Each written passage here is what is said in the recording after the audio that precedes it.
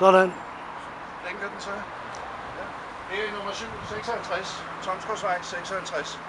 Der boede jeg det meste af mit liv til 1960. Ellers så boede jeg derovre Tingsgårdvej og på 3. sal.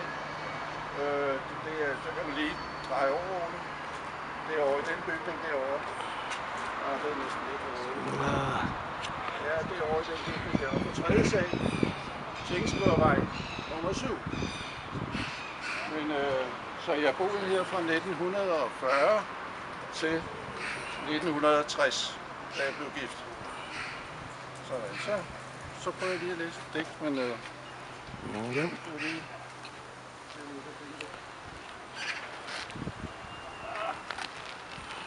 Er der stadigvæk på? Ja. Er der stadigvæk på? Ja, vi er jo ikke. Så er det hvor det er. Det kan man afbryde, og så gør det igen.